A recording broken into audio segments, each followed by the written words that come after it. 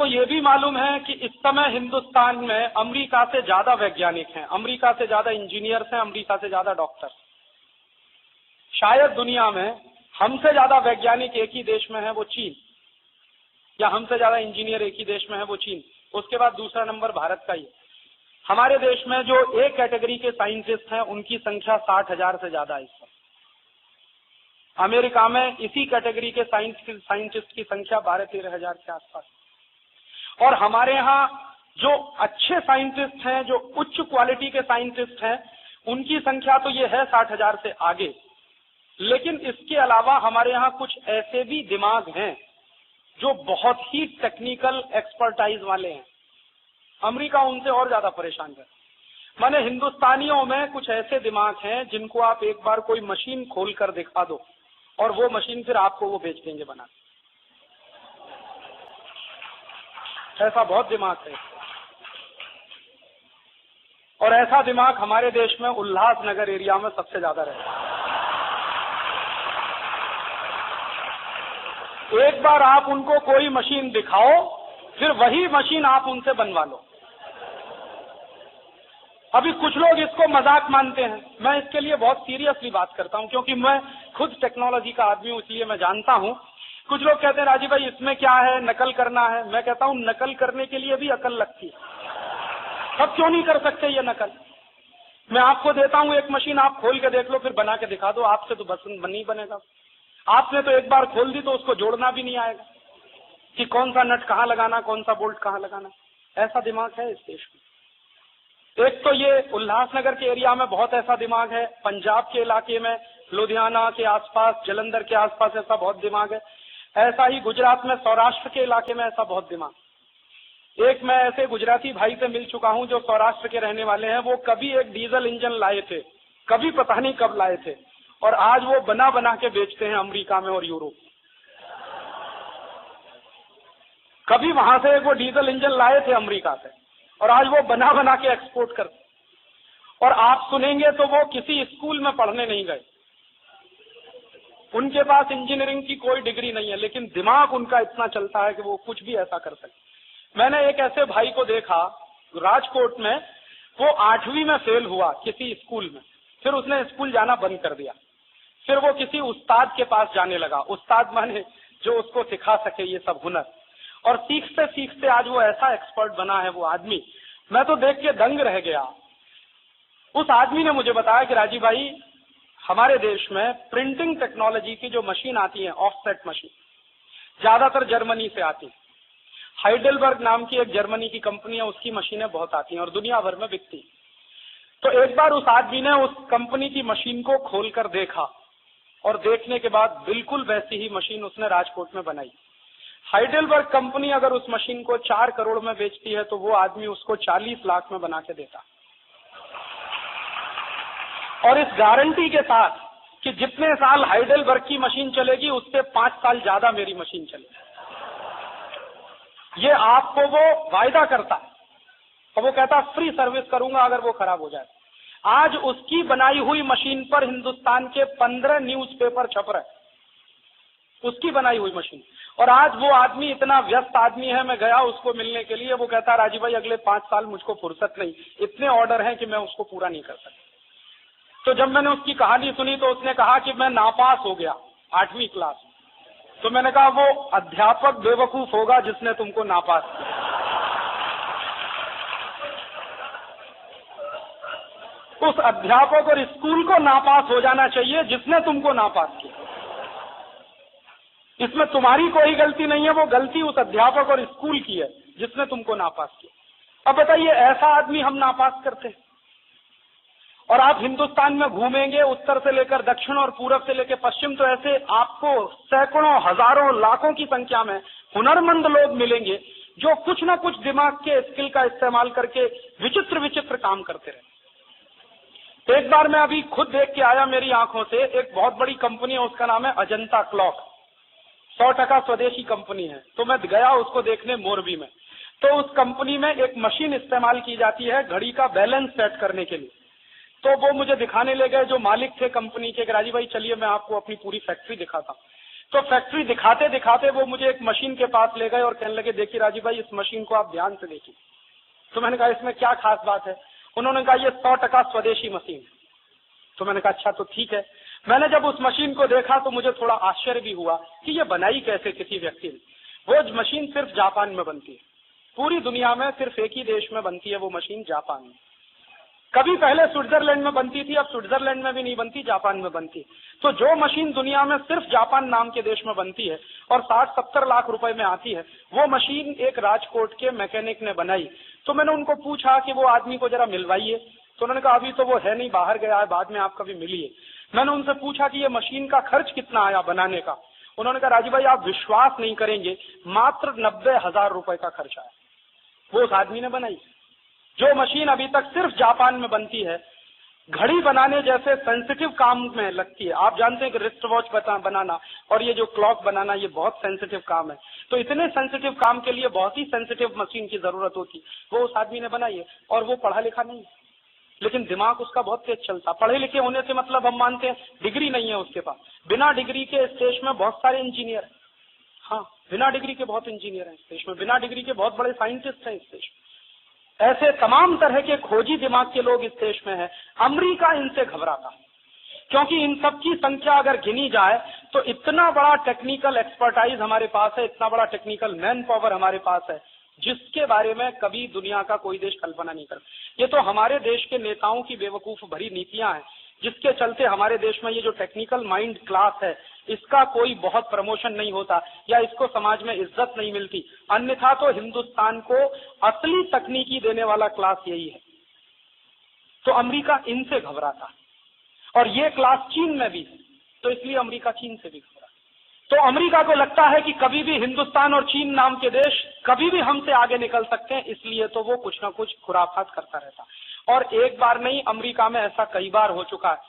एक बार मैं आपको किस्सा बताता हूं, शायद आप सुनकर आश्चर्य में भी पड़ सकते हैं। रोनाल्ड रीगन नाम का एक राष्ट्रपति हुआ अमेरिका में।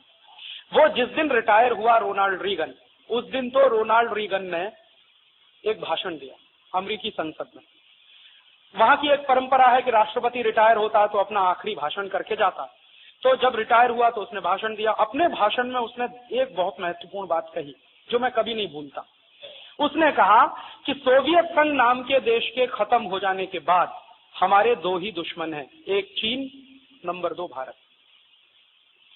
जब रोनाल्ड रीगन चला गया राष्ट्रपति पद से, बिल क्लिंटन आया, तो बिल क्लिंटन ने पहले दिन का जो भाषण किया अपनी संसद में, उसमें उसने ये कहा कि मिस्टर रोनाल्ड रीगन ने अपनी आर्थिक और विदेश नीति के बारे में जो वक्तव्य किया, उसी पर हमारी सरकार काम करेगी। अब आप समझ लीजिए, अमेरिका में क्या होता है कि राष्ट्रपति कोई भी हो जाए, नीतियां नहीं बदलती। रिपब्लिकन पार्टी का था रोनाल्ड रीगन, डेमोक्रेटिक पार्टी का है बिल क्लिंटन। दोनों पार्टियां एक दूसरे के अपोजिट हैं, लेकिन राष्ट्रपति दोनों के बनते हैं, तो नीतियां नहीं बदलते। तो माने रोनाल्ड रीगन ने जो कहा, उसी रास्ते पर बिल क्लिंटन चल रहा कि चीन हमारा दुश्मन नंबर, हमारा दुश्मन नंबर 2। तो दुश्मन को बर्बाद करने के कई तरीके होते हैं, तो अमेरिका ऐसे कई तरीके इस्तेमाल करता है हमारी बर्बादी के लिए। जैसे उदाहरण के लिए, सबसे खतरनाक जो अमेरिका हमारे देश में एक तरीका इस्तेमाल कर रहा है, और हम लोगों को वो समझ में नहीं आ रहा है आजकल, खासकर पढ़े लिखे लोगों को, कि अमेरिका ने क्या हमारे देश में एक जाल फैलाया है कि हिंदुस्तान में जो भी बेस्ट क्वालिटी का टैलेंट पैदा हो, जो अच्छी किस्म का दिमाग पैदा हो, उसको सबको अमेरिका बुला लो, हिंदुस्तान में मत रहिए। अब इसके लिए अमेरिका ने क्या किया कि हमारे देश के जो बड़े टेक्निकल सेंटर है ना, जैसे आईआईटीज है, आईआईटी है मुंबई में, खड़गपुर में है, हमारे देश में बनारस में है, दिल्ली में है, कानपुर में है। तो ये जो बड़े बड़े आईआईटीज हैं हमारे देश में, इनमें से जो भी बहुत अच्छे टैलेंटेड स्टूडेंट्स निकलते हैं, सब अमेरिका भाग जाते हैं। उनके लिए पहले से एक माहौल बना दिया जाता है पढ़ते पढ़ते। और माहौल क्या बनाया जाता है कि जो प्रोफेसर उनको पढ़ाते हैं, वो रात दिन उनके दिमाग में एक ही बात पूछते रहते हैं, बोलो अमेरिका में कहाँ जाना, बोलो कहाँ जाना, बोलो। तो जब पढ़कर तैयार होते होते निकलते हैं, तो तुरंत उनका ऑफर होता है कि चलो हम अमेरिका में जाने के लिए तैयार। इसी तरह से हमारे देश में जो बेस्ट क्वालिटी डॉक्टर्स निकलते हैं all India institute of medical science में से या कहीं और जगह से, वो अमेरिका भागने को तैयार। इसी तरह से बेस्ट क्वालिटी कहीं मैनेजर्स निकलते हैं आईआईएम में से, इंडियन इंस्टीट्यूट ऑफ मैनेजमेंट में से या कहीं और से, वो अमेरिका भागने को तैयार। तो ऐसा एक जाल फेंक रखा है, जैसे शिकारी फेंकता है, कि हर अच्छा विद्यार्थी जो कुछ कर सकता है इस देश में रहकर अपने राष्ट्र के लिए, अपने समाज के लिए, वो हिंदुस्तान से अमेरिका भाग जाता है। इसको तकनीकी भाषा में आप ब्रेन ड्रेन कहते हैं। मैं हिंदुस्तान की तकनीकी का सत्यानाश मानता हूं इसको, क्योंकि ये जो बेस्ट क्वालिटी ब्रेन अगर हमारे देश में नहीं टिकेगा, तब तो हमारी टेक्नोलॉजी हमेशा इसी तरह से पीछे रहती जाएगी।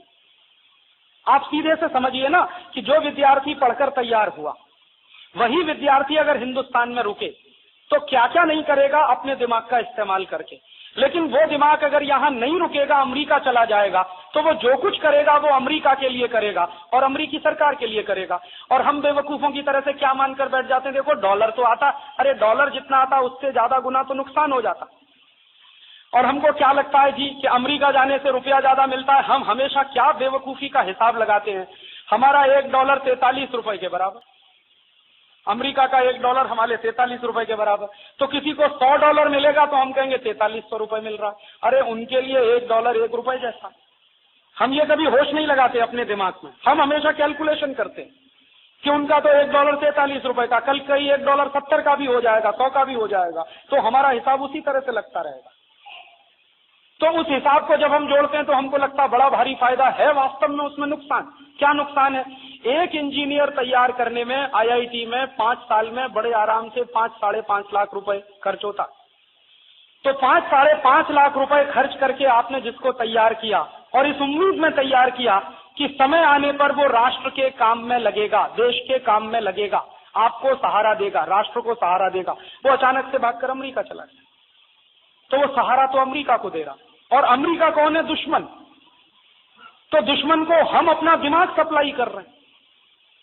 और इस देश में ऐसे कुछ लोग भी हैं बड़े बेवकूफ किस्म के, जो बड़ा गौरव महसूस करते हैं कि हमारा बेटा अमेरिका में, हमारी बेटी अमेरिका, इसको बड़ा भारी स्टेटस सिंबल समझते कि हमारा बेटा अमेरिका चला गया, हमारी बेटी अमेरिका चली गई। तो मैं उनको कहता हूं, तुम क्यों मर रहे हो, तुम क्यों नहीं जाते अमेरिका में?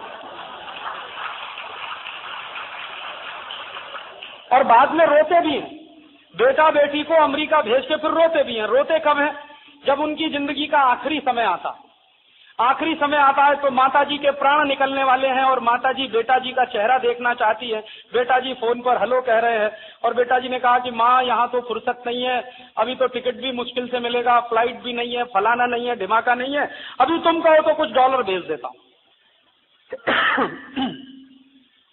अब वो लड़का जो अपनी माताजी को अपना चेहरा दिखाए तो उसके माँ के प्राण निकले, तब तक माँ के प्राण नहीं निकलेंगे जब तक बेटे का चेहरा न देखे। वो कहता मैं डॉलर भेज देता हूँ। डॉलर की जरूरत है माँ को कि बेटा का चेहरा देखने की जरूरत। फिर उनको तकलीफ होती है कि ये क्या कर दिया हमने। पहले तो बड़ी खुशी खुशी में कहते हैं बेटा अमेरिका गया, बेटी अमेरिकी गई, और फिर तो अंत में कहते हैं कि ये तो सत्यानाश हो गया। फिर उनके बेटा बेटी उनको भूल जाते हैं। और कई बार तो ऐसा भी मैंने देखा है कि करीब किसी गरीब माँ बाप का बेटा किसी तरह से अमेरिका पहुंच गया तो अपने माँ बाप को माँ बाप नहीं मानता। ऐसे बहुत किस्से मैंने देखे कि वो अपनी विदेशी पत्नी को लेके आता है तो माँ बाप का परिचय कराता है कि ये मेरे पर्सनल सर्वेंट्स हैं। हाँ, तब उनके माँ बाप को समझ में आता है कि ये क्या कर दिया हमने। ऐसे किस्से बहुत होते हैं। और ऐसे भी किस्से बहुत होते हैं कि हमारे देश के माँ बाप हैं, अपने बेटे को अमेरिका भेज दिया, अब आस लगा के बैठे हैं कि किसी दिन बेटा की शादी करेंगे। पता चला बेटा ने तो वहीं शादी कर ली। वो कहता है कि अब आप आशीर्वाद दे दो, बस शादी तो मैंने कर ली। और ऐसा भी हो गया कि शादी तो इसलिए कर ली है, नहीं तो बिना शादी के बच्चा होने वाला था, अभी क्या करें, इसलिए शादी कर ली। तब उनका सिर पकड़ना शुरू होता है कि हमने ये क्या किया। मैं अभी कुछ दिन पहले पंजाब घूम रहा था, तो पंजाब में मैंने ऐसे बहुत सारे किस्से सुने कि जिन माँ बाप ने अपने बेटों को भेजा, फिर उन माँ बाप ने इस उम्मीद पर अपने बेटों की शादियां यहाँ की कुछ लड़कियों से तय कर दी कि बेटा तो हमारी बात मानने ही वाला है। तो शादी होने के बाद कुछ नहीं हुआ, वो लड़की भी यहाँ है, बेटा किसी और के साथ। ऐसी हजारों लड़कियां हैं पंजाब। ऐसा एक दुष्चक्र बन गया। और हमारे देश के कुछ पढ़े लिखे बेवकूफों ने कच्चा माल अमेरिका में सप्लाई करने का एक धंधा शुरू कर दिया। ये जो लड़के लड़कियां जाते हैं ना, ये कच्चा माल अमेरिका में सप्लाई हो रहा है, ये मैं ऐसा बोलता हूँ। अमेरिका दुश्मन है और उसी दुश्मन की अर्थव्यवस्था को मजबूत करने के काम में हमारे देश के लोग लगे। आप बताइए इससे ज्यादा खूबसूरत दुष्चक्र क्या होगा कि आपका दुश्मन है और आपको ही पीट रहा है आपकी गोटी से।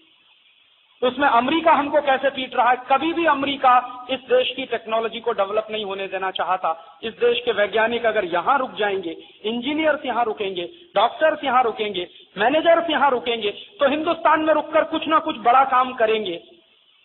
वो नहीं हो पाए, इसलिए वो अमेरिका बुला लेते। और अमेरिकियों को क्या फायदा है कि उनको सस्ती कीमत पर अच्छे नौकर काम करने को मिल जाते। हमारे देश के जो इंजीनियर्स हैं, मैनेजर्स हैं, कम पैसे पर अमेरिका में काम करने को तैयार, कम पैसे पर और ज्यादा समय तक काम करने को तैयार। यहां अगर किसी लड़के को आप कहो कि 10 बजे से शाम 5 बजे तक की नौकरी करनी है तो मुंह बनाएगा। वहां अमेरिका में सवेरे 8 बजे से रात 8 बजे तक घिसता है, तब उसको तकलीफ नहीं। कोई भी हिंदुस्तानी आदमी जो अमेरिका गया है, सवेरे 7-8 बजे से लेकर रात 8-9 बजे तक अगर काम ना करे तो उसको जिंदगी चलानी भी मुश्किल, माने ठीक से उसकी जिंदगी भी चल जाए ये बहुत मुश्किल है। 12 घंटे काम उसको करना ही पड़ेगा, तब उसकी ठीक से जिंदगी चलती। और यहां 6 घंटे काम करो तो उनको नानी मरती। ऐसे उल्टी बुद्धि के लोग हैं हमारे देश में। और यहां कोई अच्छी खासी नौकरी मिले वो उनको पसंद नहीं है। अमेरिका में किसी लेबोरेटरी में असिस्टेंट बनकर काम करने को तैयार। यहां से ग्रेजुएट हुए इंजीनियर अमेरिका में पता नहीं लेबोरेटरी असिस्टेंट कितनी संख्या में। यहां वो इंजीनियर हो सकते हैं, लेकिन अमेरिका में सिर्फ लेबोरेटरी असिस्टेंट है, उसमें काम करने को तैयार। यहां से गए हुए डॉक्टर वहां के सीनियर डॉक्टर्स के नीचे काम करने को तैयार है। और यहां अच्छी जमीन प्रैक्टिस छोड़कर अमेरिका भागे। और यहां से जब भागते हैं तो दुनिया उनको ऐसी दिखाई जाती है कि सब कुछ स्वर्ग है, सब कुछ अच्छा अच्छा अमेरिका में ही है, उससे ज्यादा बढ़िया स्वर्ग तो पूरी दुनिया में नहीं है। वहां जाकर जब नरक देखना पड़ता है उनको, तो बेचारे मुश्किल में ये फंसते हैं कि अब इस नरक की कहानी कहें तो किसको कहें, क्योंकि यहां से जब भागे थे तो स्वर्ग समझकर भागे थे और वहां मिला है नरक, तो उस नरक की कहानी वो कहें तो किसको कहें? अपने मुंह से तो किसी को नहीं कहें, तो कुछ भी झूठ मूठ बोलते हैं। अमेरिका से हिंदुस्तान में आएंगे तो हमेशा हावी रहेंगे। कहीं आप उनकी कोई दुखती हुई नस ना पकड़ लें तो आपसे 50 तरह की ऐसी बातें कहेंगे जिनको आप कभी ठीक से समझ पाए या ना भी समझ पाए। कुछ ऐसी फालतू की बातें सुनाएंगे जिनसे आपको कुछ लेना देना नहीं।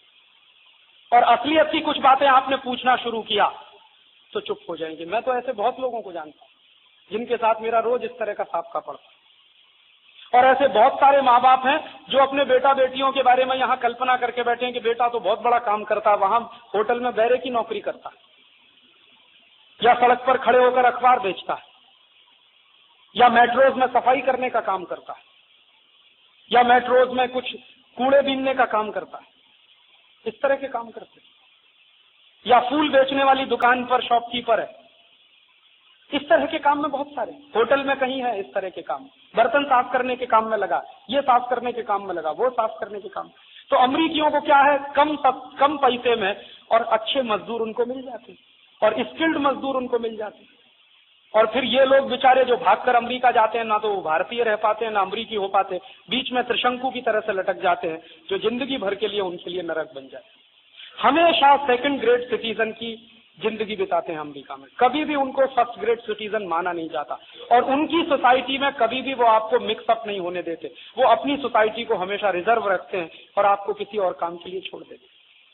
तो ये एक तरह की साजिश है अमेरिका के द्वारा फेंकी हुई हमारे देश में कि हमारी टेक्नोलॉजी कभी विकसित ना होने पाए और हमारे यहाँ टेक्निकल एक्सपर्टाइज कभी इतने बड़े पैमाने पर ना हो जाए कि अमेरिका को तकलीफ होने लगे, इसलिए यहाँ के लोगों को वहां बुला लिया जाता। ये एक तरह का दुश्मन को बर्बाद करने का तरीका है।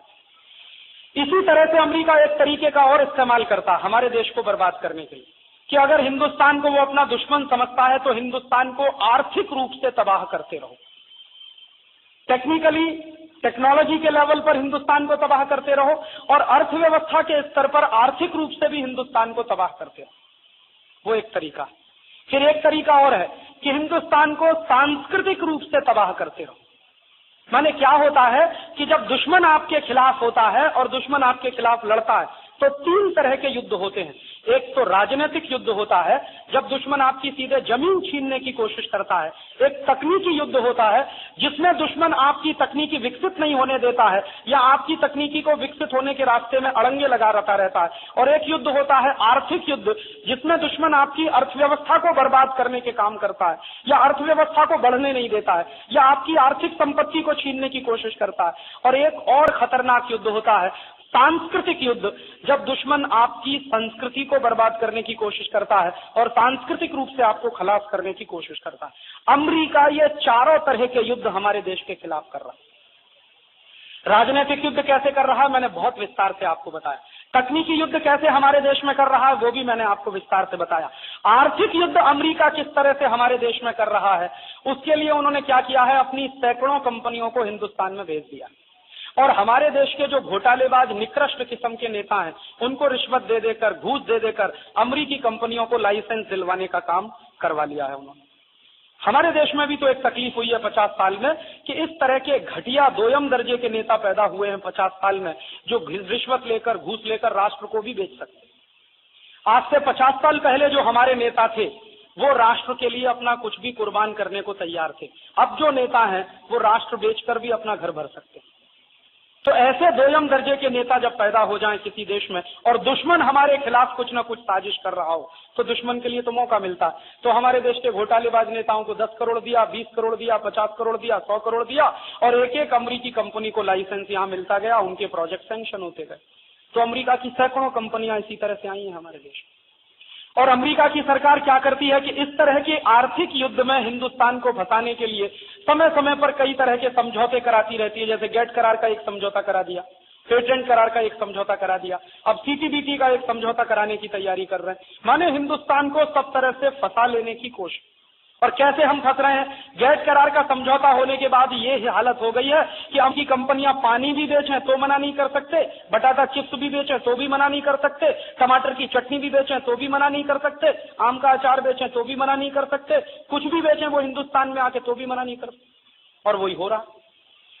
और उनकी कंपनियां पानी बेच रही हैं, टमाटर की चटनी, आम का अचार, पाव रोटी, डबल रोटी, टॉफी, चॉकलेट, बिस्किट, जूते, चप्पल, अंडरवियर, बनियान, लिपस्टिक, नेल पॉलिश, ये सब फालतू चीजें बेच, और ये सब बिक रही हैं हमारे देश में। और इनके माध्यम से हजारों करोड़ रुपया हमारे खून पसीने की कमाई का दुश्मन के हाथ में जा रहा है, इन्हीं अमेरिकी कंपनियों को। कैसे जा रहा है? एक अमेरिकी कंपनी है पेप्सी कोला, वो धंधा कर रही है हमारे देश में। एक अमेरिकी कंपनी है कोका कोला, वो भी धंधा कर रही है हमारे देश में। दोनों अमेरिकी कंपनियां बेचती हैं क्या? पानी भर के बोतल में। पानी का नाम है लहर पेप्सी या कोका कोला या लहर 7 अप या कुछ और। ये सब जो पानी बिक रहा है हिंदुस्तान के गांव-गांव में, और गांव-गांव में ये दुश्मन देश की कंपनियों का पानी बिक रहा है और हमारे देश के नेता बुला लाए। एक बार हमारे देश के नेताओं ने कोका कोला को भगाया था, अब ऐसे निकृष्ट कोटि के नेता हैं कि फिर उसी कोका कोला को बुला लाए इस देश। तो अब बिकता है पानी गांव-गांव में। पीने का पानी शायद ना मिले हिंदुस्तान के गांव में, लेकिन पेप्सी कोला, कोका कोला मिलेगा। 10-10 रुपए की बोतल बिकती है, 10 रुपए का पेप्सी कोला, 10 रुपए का कोका कोला। अब ये जो 10 रुपए का पेप्सी कोला, कोका कोला बिकता है वो मुश्किल से 70 पैसे का बनता। आप पूछेंगे मुझे कैसे मालूम? भारत सरकार का एक बहुत बड़ा डिपार्टमेंट है जिसका नाम है BICP, bureau of industrial cost and prices. ये BICP डिपार्टमेंट का काम क्या है? BICP डिपार्टमेंट का काम यह है कि भारत के बाजार में बिकने वाली हर वस्तु का लागत कीमत तय करना, कॉस्ट ऑफ प्रोडक्शन बताना। तो एक बार BICP के अधिकारियों को मैं मिला दिल्ली में, मैंने उनको कहा कि ये पेप्सी कोला, कोका कोला 10 रुपए का जो बिकता है, आप ये तो बताओ ये बनता कितने का? तो उन्होंने भी क्या कहा, उन्होंने कहा राजीव भाई हम बताएंगे तो सही, लेकिन आप हमारा नाम मत लीजिए कभी भी कहीं। तो मैंने कहा क्यों भाई? तो उन्होंने कहा आप सब समझते हैं, अभी हम आपको क्या बताएं। तो मैंने कहा अच्छा ठीक है, मैं आपका नाम नहीं लूंगा, आप बताओ तो सही कि ये कीमत क्या है, इसकी लागत क्या है। तब उन्होंने बताया, 3 महीने मुझको घुमाते रहे लेकिन बताया जरूर। 3 महीने के बाद उन्होंने बताया कि ये पेप्सी कोला, कोका कोला 70 पैसे में बनता। फिर मैंने पूछा कि ये जो 70 पैसे में बनता है इसमें एक्साइज ड्यूटी शामिल है कि अलग है? उन्होंने कहा विद एक्साइज ड्यूटी। उन्होंने कहा पानी तो 23-35 पैसे का, ये एक्स फैक्ट्री वैल्यू है। तो मैंने कहा यार हद हो गई, 70 पैसे का पानी और बिकता 10 रुपए, मुनाफा गया 9 रुपए 30 पैसे। अब वो ग्रॉस प्रॉफिट है 9 रुपए 30 पैसे, उसमें से क्या करते हैं दुकानदार को थोड़ा देते हैं, ₹1 1.5 रुपया, बेचने वाले दुकानदार को। सरकार उसमें से थोड़ा टैक्स ले लेती है, आप जानते हैं कॉर्पोरेट टैक्स लगता है। तो कॉर्पोरेट टैक्स के माध्यम से सरकार ने लिया, दुकानदार को दिया, लागत कीमत निकाल दो, एक्स फैक्ट्री निकाल दो कीमत उसमें से, तो एक पेप्सी कोला की बोतल पर बड़े आराम से अमेरिका को 7 रुपए बचता। माने हम में से किसी ने अगर एक बोतल पेप्सी कोला पिया तो 7 रुपए दुश्मन के हाथ में दे दिया। ये हम लोगों का चरित्र है। और कोई थोड़ा पागल हुआ और उसने एक दिन में 10 बोतल पिया तो 70 रुपए दे दिया दुश्मन को। और ऐसे इस देश में करोड़ों पागल हैं, रोज पीते। और ऐसे ऐसे पागल मैंने देखे हैं इस देश में जो रोटी खाते खाते कोका कोला पीते। आप पूछेंगे ऐसे पागल कहाँ मिलते हैं? मुंबई में चले जाइए, बहुत मिलते हैं ऐसे पागल। बोतल मुंह में डालते हैं, तुरंत तो आंख में आंसू आते हैं। फिर कहते हैं जैसे ही पेप्सी कोला गले में जाता है तुरंत नाक में चींटियां काटती, जलन होती है।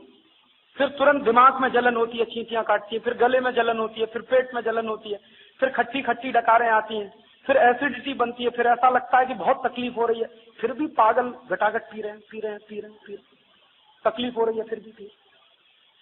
और मैंने ऐसा देखा है कि इस देश में जो जितने ज्यादा पढ़े लिखे हैं वो उतने ही ज्यादा पेप्सी कोला कोका कोला पीते हैं। जो गांव का बिना पढ़ा लिखा किसान है, बहुत होशियार है और बहुत राष्ट्रभक्त है, वो नहीं पीता पेप्सी कोला कोका। वो दही की छाछ पीता है, गाय का दूध पीता है, ऊस का रस पीता है, संतरे का रस पीता है। लेकिन ये जो शहर का पढ़ा लिखा इडियट क्लास है, यही सबसे ज्यादा पीता है। आप पूछेंगे आप इसको इडियट क्यों कहते हैं? इडियट ना कहूं तो क्या कहूं? देखो, पेप्सी कोला है 10 रुपए का 300 मिलीलीटर, तो 20 रुपए का 600 मिलीलीटर, तो 30 रुपए का 900 मिलीलीटर, तो 33 रुपए का 1 लीटर। तो 33 रुपए का 1 लीटर पेप्सी कोला और 12 रुपए का 1 लीटर गाय का दूध। तो जो आदमी 12 रुपए लीटर का गाय का दूध ना पिए, 33 रुपए लीटर का जहर मिलाया हुआ पानी पिए, उसको इडियट ना कहूं तो स्मार्ट कहूं?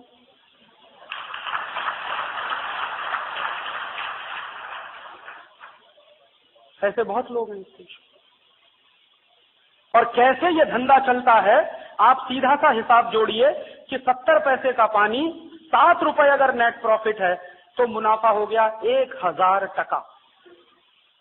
1000 टका मुनाफा दुश्मन देश की कंपनियों को हम दे रहे हैं।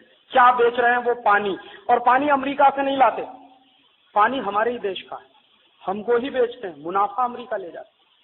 और एक बार मैं पेप्सी कोला की फैक्ट्री देखने गया तो मुझे एक और बात पता चली कि एक पानी की बोतल पेप्सी कोला की भरने के लिए उसको सफाई जब किया जाता है तो 10 लीटर अच्छा पानी उसमें बर्बाद करते हैं।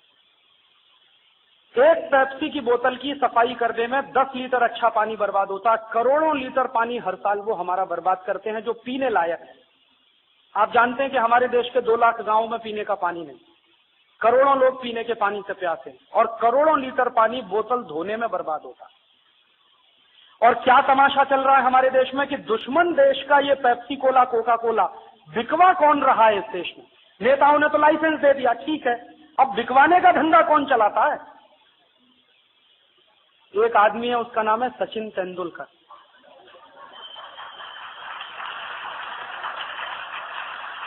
अब आप उसको कहते हैं कि वो तो बहुत बड़ा नेशनल हीरो है, वो हीरो है कि क्या है? आप जरा सोचिए कि जो आदमी हमारे दुश्मन देश की कंपनियों का पानी बिकवाने का धंधा करे, वो हीरो है कि विलेन, अभी ये तय करना बाकी।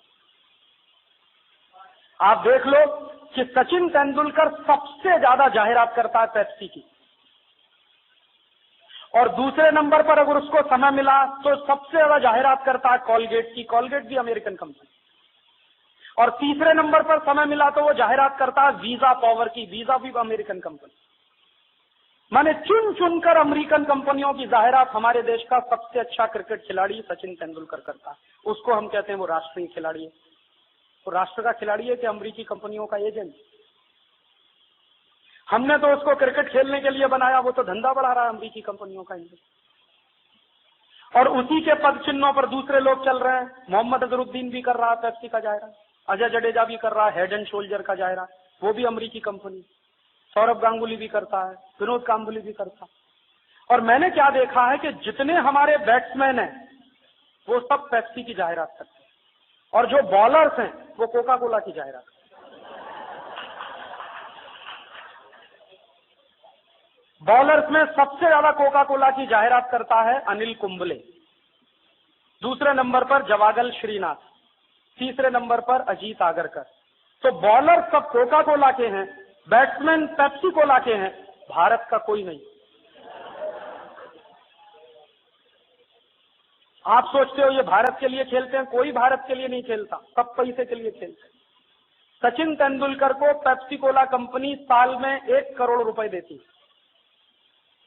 अनिल कुंबले को कोका कोला कंपनी साल में 50 से 60 लाख रुपए देती, और इसी रेंज में सब खिलाड़ियों को मिलता है। तो ये पैसे के लिए खेलते हैं, कोई राष्ट्र के लिए नहीं खेलता। और ये लोग राष्ट्र के लिए खेलते नहीं हैं, इससे बड़ा सबूत आपको और क्या चाहिए अभी इस देश में, कि ये सब लोग हैं जो अमेरिकी कंपनियों का धंधा बढ़ाने के काम में लगे। इनके साथ साथ कुछ और लोग भी हैं, जैसे शाहरुख खान, जैसे करिश्मा कपूर। ये शाहरुख खान भी पेप्सी का जाहिरात करता है, करिश्मा कपूर भी कोका कोला का जाहिरात करती है। तो ये सब लोगों को राष्ट्र की कितनी चिंता है या कितने ये राष्ट्र विरोधी हैं, आप खुद तय करिए। मैं आपको सिर्फ एक सबूत पेश कर रहा हूं। आपने अभी देखा कारगिल का संकट हुआ, कारगिल के संकट में आपने ये भी देखा होगा कि हिंदुस्तान के गांव-गांव से गरीब आदमी ने कुछ ना कुछ देश के लिए दान किया कि नहीं किया? मुझे तो खुद मालूम है, क्योंकि कई शहर में मैंने इकट्ठा किया पैसा, हमारे आजादी बचाओ आंदोलन के कार्यकर्ताओं की मदद से हमने भी भेजा वहां जितना हमसे बन पड़ा।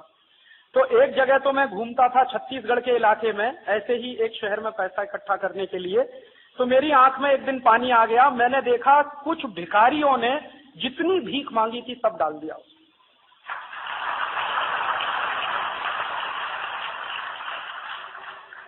माने जो रोटी खाने के लिए उन्होंने कहीं से भीख मांगा था, वो पैसा भी कारगिल निधि में डाल दिया उन्होंने कि ये भेज दो, इससे बड़ा हमारा और क्या कंट्रीब्यूशन हो सकता है देश के लिए। इतने जिंदा दिल भिखारी, लेकिन दिल के कितने अमीर।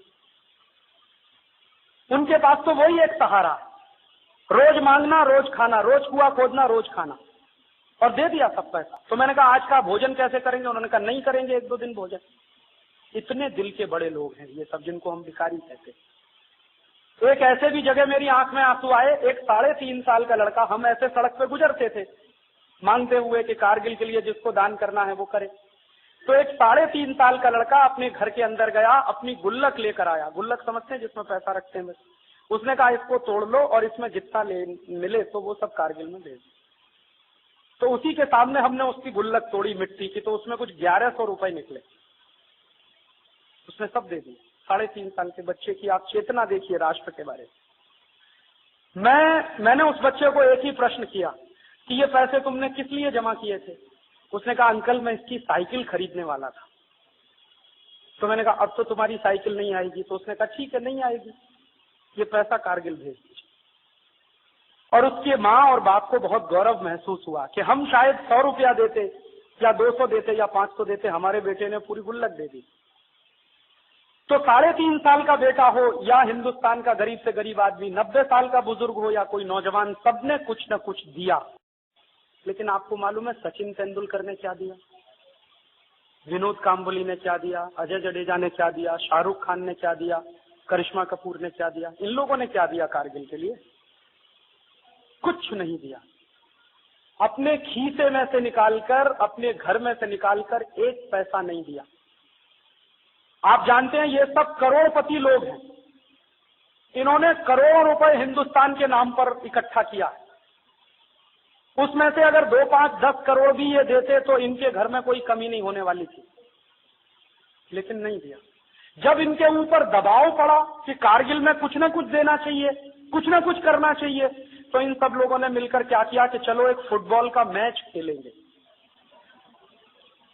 और फुटबॉल के मैच में टिकट बेचेंगे, और उस टिकट की जो बिक्री होगी उसका जो पैसा आएगा उसमें अपने मैच का खर्चा निकालकर जो बचेगा वो कारगिल पे देगा।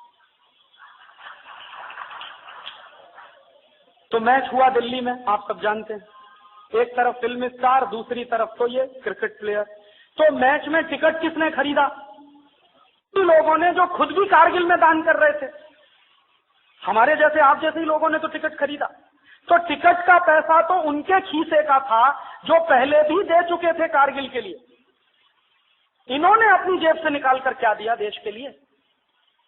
तो आप सोच लीजिए ये कितने राष्ट्र के लोग हैं और हम इन्हीं के लिए माथामारी करते हैं।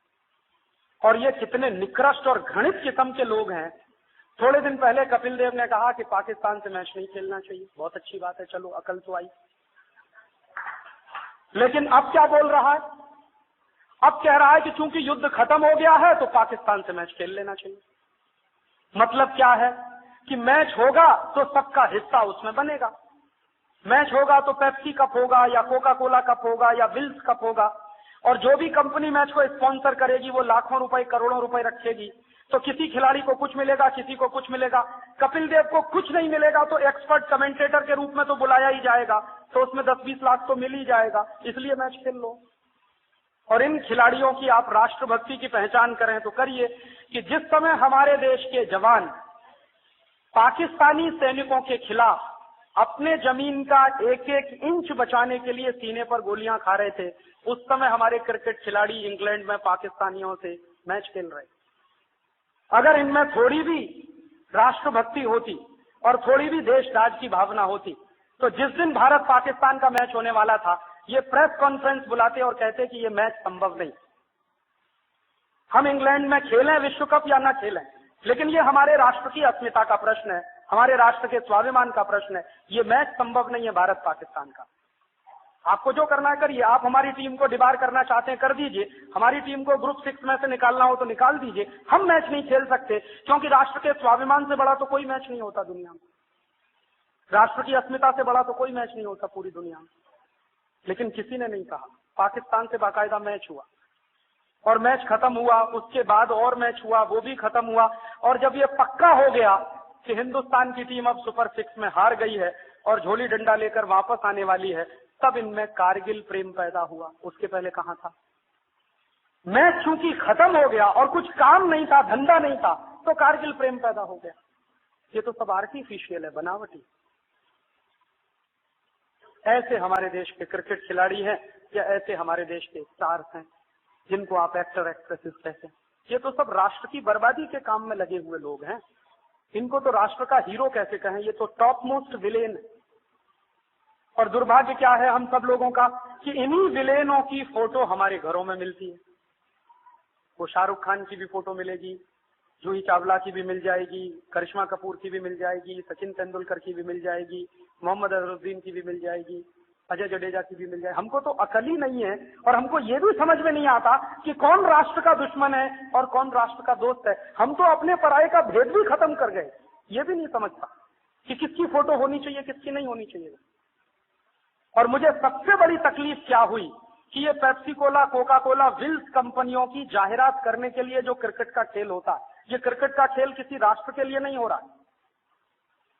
ये गलतफहमी में आप मत रहिए कि राष्ट्रों की दोस्ती बढ़ाने के लिए क्रिकेट का खेल हुआ, कुछ नहीं। कंपनियों की जाहिरात करने के लिए क्रिकेट का खेल है, बिक्री बढ़ाने के लिए क्रिकेट का खेल है। इसलिए पेप्सी कप होता है, कोका कोला कप होता है, विल्स ट्रॉफी होती है, इंडिया कप आपने कभी सुना है? भारत ट्रॉफी कभी सुना है? भारत कप आपने सुना है कभी क्रिकेट में होता? क्यों नहीं होता? पेप्सी कप है, कोका कोला कप है, विल्स ट्रॉफी है, तो इंडिया कप क्यों नहीं हो सकता? भारत कप क्यों नहीं हो सकता? क्योंकि इनको राष्ट्र से कुछ लेना देना नहीं। इनको सिर्फ पैसा चाहिए, खेल के बहाने से आए या सिनेमा के बहाने से आए या किसी और तरीके से आए, पैसा पैसा पैसा, पैसे के लिए मर रहे हैं सब। कुछ राष्ट्र के लिए इनके दिल में। और मुझे तकलीफ उससे भी बड़ी क्या हुई कि इन्हीं के चक्कर में हिंदुस्तान के करोड़ों नौजवान घंटों घंटों बर्बाद करते हैं टेलीविजन के सामने बैठकर, 8 घंटे क्रिकेट का मैच देखते हैं। और इस बार भी मैं एक चीज बहुत गहराई से महसूस करता रहा कि जब तक इंग्लैंड में भारत की टीम सुपर 6 में रही, तब तक हिंदुस्तान में कारगिल निधि के लिए एक भी रैली नहीं हुई किसी भी गांव में। आजादी बचाओ आंदोलन की 2-4 रैलियों को छोड़कर जो हम लोगों ने की थी मध्य प्रदेश के कुछ इलाकों में, हिंदुस्तान के किसी भी अखबार की कटिंग्स आपको बता नहीं सकती। जब तक हिंदुस्तान हारा नहीं सुपर 6 में, तब तक हिंदुस्तान में कहीं कारगिल निधि की कोई रैली नहीं हुई। कहीं हिंदुस्तान में खून देने वालों की लाइन नहीं लगी। जैसे ही हिंदुस्तान हारा और पता चला कि टीम वापस आ रही है झोली डंडा लेके, तब लोगों में भी कारगिल प्रेम पैदा हुआ, तब रैलियां होना शुरू हुई, खून देना शुरू हुआ। तो हमारी राष्ट्रभक्ति किससे जुड़ी हुई है, वो भी निखालिस नहीं रह गई। और जब देश के करोड़ों करोड़ों नौजवान फंसे हुए थे क्रिकेट के मैच में, तो हिंदुस्तान के जवान सीमा पर एक एक इंच जमीन की रक्षा कर रहे थे। मैं सोच रहा था कि अगर कहीं हमला उससे भी भयंकर होता और पूरी सीमा पर हमारे देश में हमला हो गया होता, तो हमारे तो करोड़ों लोग बैठकर टीवी ही देखते रहते और हिंदुस्तान को दुश्मन ने खलास कर दिया होता। ऐसे हम फंसे हुए हैं। दुश्मन ने एक जाल फेंका, चुग्गा फेंका, हम उसमें फंस गए। और आपको बताऊं, इससे बड़े अफसोस की बात क्या हो सकती है कि इन कंपनियों ने Pepsi Cola, Coca Cola, Wills या Procter and Gamble, Reckitt and Colman, Johnson and Johnson, Hindustan Lever, ये जितनी विदेशी कंपनियां हैं और उनके साथ हिंदुस्तान की भी कुछ देशी कंपनियों ने इस क्रिकेट के मैच में 1.5 महीने के अंदर 800 करोड़ से लेकर 1000 करोड़ रुपए खर्च किया एडवर्टीजमेंट में। माने 800 करोड़ से लेकर 1000 करोड़ रुपए एडवर्टीजमेंट में 1.5 महीने में खर्च हुआ और कारगिल के कोष में अभी तक 200 करोड़ इकट्ठा नहीं हो पाए।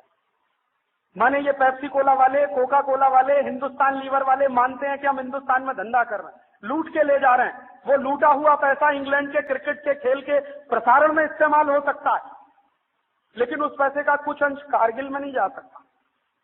कारगिल में जिसने दिया वो बेचारे गरीब लोगों ने इकट्ठा करके दिया। तो असली राष्ट्रभक्त कौन है और नकली राष्ट्रभक्त कौन है, उसका पता तो आपको अब चल गया होगा। और अगर आप उनमें से इस श्रेणी में कहीं आते हो नकली राष्ट्रभक्तों की, तो इशारे से मैं कह रहा हूं कि जल्दी से उसमें से बाहर निकल आइए। इस देश में इससे भी ज्यादा बड़े पैमाने पर कहीं ये वर्गीकरण हुआ तो मुश्किल हो जाएगी आप लोगों के। तो आप अपने अपने स्तर पर सोचिए, अपने अपने दिल से पूछिए कि हमारी राष्ट्रभक्ति कहीं वो असली वाली थी या नकली वाली थी, स्वयं स्फूर्त थी, या ये सब प्रसारण देख देख कर, तरह तरह के टेलीविजन पर देख देख कर या अखबार में पढ़ पढ़ कर आई थी कहीं। ये दुश्मन की फेंकी हुई एक चाल है जिसमें हम फंस गए, पेप्सी कोला के बहाने, कोका कोला के बहाने, कोलगेट के बहाने, और इतने फंस गए कि अपनी राष्ट्रभक्ति भी भुला बैठे। ये तो बहुत खतरनाक स्थिति है किसी राष्ट्र के लिए, और इसी को मैं खतरनाक आर्थिक युद्ध कहता हूं। इसमें क्या नुकसान है, आप भी बर्बाद हो रहे हैं, राष्ट्र भी बर्बाद हो रहा है। हजारों करोड़ रुपए इस देश का जा रहा है। पेप्सी कोला कमा के ले जाता 240 करोड़, कोका कोला कमा के ले जाता 300 करोड़, कोलगेट कमा के ले जाता 30-35 करोड़, प्रॉक्टर एंड गैम्बल ले जाता, रैकेट एंड कोलमैन ले जाता, हिंदुस्तान लीवर ले जाता, जॉनसन एंड जॉनसन ले जाता, फाइजर ले जाता, सीवागाई, 4000 ऐसी कंपनियां हैं। उनमें सैकड़ों तो अमेरिका की हैं और कुछ तो अमेरिकी पिट्ठू देश जिनको G7 कहते हैं उनकी। तो ये एक तरह का खतरनाक आर्थिक युद्ध है। और इस खतरनाक आर्थिक युद्ध के बारे में मैं बहुत बार आपको कह चुका हूं, इसलिए विस्तार में नहीं जा रहा हूं, सिर्फ संदर्भ के लिए मैं आपको बोल रहा हूं कि ये जो हमारे देश में विदेशी कंपनियों को भेजकर जो तमाशा हो रहा है वो आर्थिक युद्ध हो रहा। और इस आर्थिक युद्ध का नतीजा क्या है कि हर साल इस देश का 70,000 करोड़ रुपए विदेश जा रहा है, दुश्मन के हाथ में जा रहा है। वही पैसे से दुश्मन हथियार बना रहा है, वही हथियार पाकिस्तान को दिए जा रहे हैं और पाकिस्तान उसी हथियार से आपके देश के ऊपर हमला कर रहा है। या आप जो 70,000 करोड़ दुश्मन के हाथ में दे रहे हैं, उसी पैसे को वो पाकिस्तान को इंटरेस्ट फ्री लोन में दे रहा है और पाकिस्तान उसी पैसे से हमारे देश पर हमला कर रहा है। तो हम तो अपने ही देश की बर्बादी में लगे। और एक बहुत खतरनाक किस्म का सांस्कृतिक युद्ध भी इस देश में चल रहा है।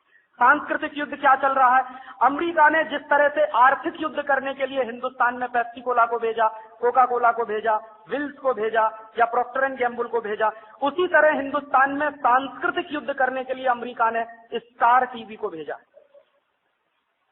ESPN चैनल को भेजा है, स्टार स्पोर्ट्स को भेजा है, CNN को भेजा है, V चैनल को भेजा है, M चैनल को भेजा है। हिंदुस्तान में 15-16 विदेशी टीवी चैनल। कुछ लोगों को यह गलतफहमी है कि जी टीवी क्या स्वदेशी है, जी टीवी में 51% पूंजी अमेरिका की लगी है। तो ये सारे के सारे टीवी चैनल एक साथ मिलकर हमारे ऊपर भयंकर किस्म का सांस्कृतिक हमला कर रहे हैं। कैसा सांस्कृतिक हमला कर रहे हैं आप पूछेंगे। सांस्कृतिक हमला ये हो रहा है कि आप जरा ये देखिए कि V चैनल और M चैनल पर आता क्या है रात दिन।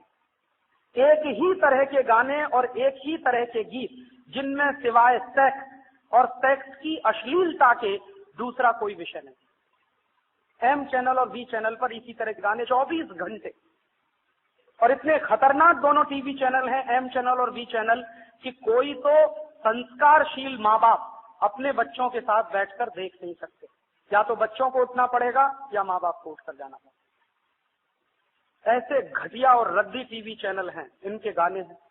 या फिर स्टार प्लस है या फिर जी है, तो ये जी है या स्टार प्लस है, इन सब टीवी चैनलों पर कुछ तो आते हैं गाने, और गाने भी एक एक से फालतू के, और वो गानों के अलावा कुछ आता है तो सीरियल्स, और जितने सीरियल्स आएंगे स्टार प्लस पर या जी पर, आप देखेंगे हर सीरियल का एक ही थीम है, एक्स्ट्रा मैरिटल अफेयर, पर स्त्री गमन या पर पुरुष गमन। हर टीवी सीरियल का एक ही किस्सा होगा, किसी की पत्नी किसी के साथ भागी, किसी का पति किसी के साथ भागा, किसी का प्रेमी किसी के चक्कर में फंसा, किसी की प्रेमिका किसी के चक्कर में फंसी, एक महिला 10 पुरुषों के साथ फंसी हुई है, एक पुरुष 10 महिलाओं के साथ फंसा हुआ, यही सब फालतू फालतू बातें जो भारतीय समाज में कभी संभव नहीं है। आप जानते हैं कि हमारे समाज में पर स्त्री गमन पर पुरुष गमन दोनों पाप माने जाते हैं, संभव नहीं हमारे समाज। लेकिन वही टीवी सीरियल इस देश में रोज दिखाए जाते हैं जिनमें सिवाय पर स्त्री गमन पर पुरुष गमन के अलावा कुछ नहीं होता। या फिर एक दूसरी थीम होती है हर टीवी सीरियल में, पति पत्नी के झगड़े, बाप बेटे के झगड़े, माँ बेटी के झगड़े, दो पड़ोसियों के आपस के झगड़े, दो बिजनेस पार्टनर के आपस के झगड़े, कोई किसी को मरवा रहा है, कोई किसी के मरने के लिए सुपारी ले रहा है, कोई किसी को मरवाने के लिए सुपारी दे रहा है, कोई किसी का बिजनेस चौपट करने में लगा है, कोई किसी का बिजनेस चौपट करने में लगा। ये फालतू की चीजें। आप जानते हैं कि पर स्त्री गमन पर पुरुष गमन और ये परिवार के झगड़े, ये भारतीय समाज की बातें नहीं, ये सब अमेरिकी समाज में होता है। पर स्त्री गमन पर पुरुष गमन शायद ही अमेरिका के किसी परिवार में न हो, ऐसा परिवार वहां ढूंढना आपको मुश्किल होगा। जिन परिवारों में एक्स्ट्रा मैरिटल अफेयर्स ना हो, अमेरिका में ऐसे परिवार ढूंढना बहुत मुश्किल है। वहां की संस्कृति में ये रचा बसा हुआ, और चूंकि ये वहां अमेरिकी संस्कृति में शामिल है, इसलिए तो बिल क्लिंटन ये करता।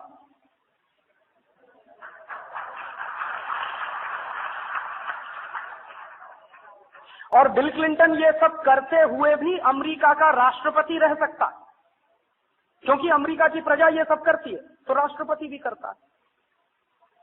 और इसलिए चूंकि वहां की संस्कृति में ये सामान्य बात है, तो हिलेरी क्लिंटन कभी लात मार के उसको घर के बाहर नहीं निकालती, क्योंकि उनको लगता है कि ये सब तो कॉमन बात है, हिंदुस्तान में ये नहीं चल सकता, यहां तो परिवार टूट जाएगा। जरा भी शक हुआ पति को पत्नी पर या पत्नी को पति पर, तो परिवार एक नहीं रह सकता, या टूटेगा निश्चित रूप से, क्योंकि हमारे यहाँ ये संभव नहीं है, हमारे संस्कार में नहीं है, हमारी संस्कृति में नहीं। हमारी संस्कृति में तो यह है कि एक बार पति पत्नी की शादी हो गई तो तोड़ें कैसे, यही नहीं समझ में आता, तोड़ना नहीं आता लोगों को। और आप गांव में चले जाइए, महिलाओं से पुरुषों से बात कर लीजिए कि शादी हो गई थी, वो तो 7 जन्म पहले कहीं तय हो गई थी हमारी, तो हो गई बस। देखा हो पत्नी ने पति को या पति ने पत्नी को, कोई जरूरी नहीं है, हो गई है। यहां तो विश्वास पर चलता है ना सब कुछ, और विश्वास के अलावा सब कुछ ईश्वर पे छोड़ देते हैं कि ईश्वर ने कराया है तो ठीक ही कराया होगा। तो यहाँ की संस्कृति तो बिल्कुल फर्क है, ईश्वर ने कराया होगा तो ठीक ही कराया होगा, हमारे माँ पिता ने कुछ किया है तो ठीक ही किया होगा। वहां तो कुछ ऐसा होता नहीं, वहां तो कुछ भी नहीं होता है। वहां तो विश्वास क्या होता है, 20 साल पति पत्नी साथ रह के नहीं समझ सकते।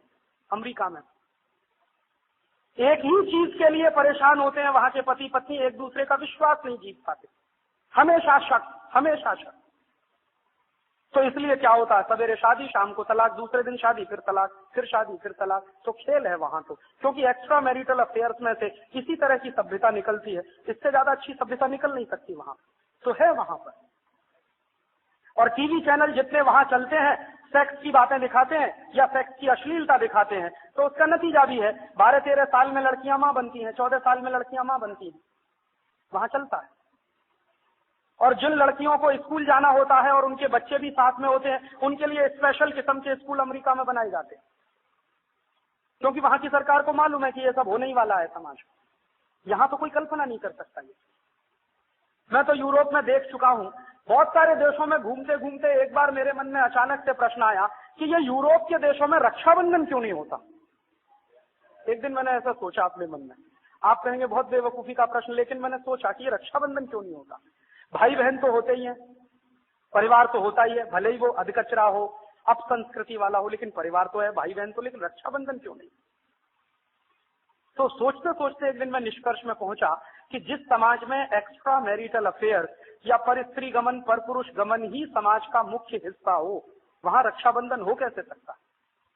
क्योंकि रक्षाबंधन तो उसी देश में हो सकता है जिस देश में किसी माँ ने बचपन से सिखाया हो कि देख, किसी की बहन तेरी बहन है, किसी की तेरी बेटी है, किसी की माँ तेरी माँ है। ये तो उसी देश में संभव रक्षाबंधन। ये अमेरिका में कैसे हो सकता है, यूरोप में कैसे हो सकता है। और अमेरिका और यूरोप में ये इसलिए भी संभव नहीं है कि बहुत बार तो वहां ऐसे किस्से होते हैं कि भाई ने बहन के साथ बलात्कार किया या बहन ने भाई के साथ संसर्ग किया। ये तो होता ही रहता है अमेरिका में, यूरोप में भी होता है। कैसे संभव है रक्षाबंधन हो जाए वहां। क्योंकि रक्षाबंधन होता है वो सिर्फ धागा नहीं होता, वो बहन पवित्रता की एक डोर बांधती है भाई की राहत पर कि जवान भाई और जवान बहन के आपस के रिश्ते क्या होंगे, वो तय करता है रक्षाबंधन। तो बहन जब कलाई पर राखी बांधती है तो भाई से ये अपेक्षा करती है कि ये कलाई पर राखी नहीं है, ये पवित्रता की एक डोर है। तो तुम्हारे मन में मेरे प्रति हमेशा पवित्र भाव ही होना चाहिए, इसलिए तो रक्षाबंधन होता है।